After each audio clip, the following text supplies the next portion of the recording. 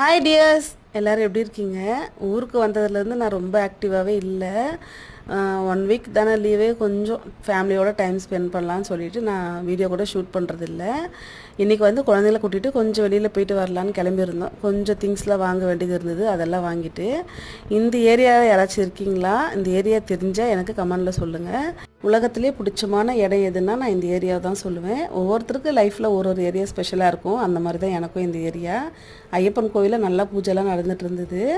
எல்லாமே ஒரு சைல்ட்ஹுட் மெமரிஸை ஞாபகப்படுத்திட்டு இருந்தது. அயனுக்கு அவ்வளோ ரெஃப்ரெஷ்ஷாக இருந்தது. ஆப்போசிட்டி நான்ஸ்டிக்கில் தான் யூஸ் பண்ணிகிட்டு இருந்தேன். சரி அயனில் வாங்கலான்னு சொல்லிட்டு அம்மா சொல்லிட்டு இருந்தாங்க.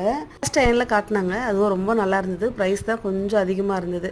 சரி வித் லிட்டோட கொடுத்தாங்க, அதையும் வாங்கிட்டு குட்டியாக ஒரு புட்டு மேக்கர் வாங்கியாச்சு. ஹஸ்பண்ட் அவசரத்தில் டியூட்டிக்கு போகும்போது யூஸ் ஆகும்.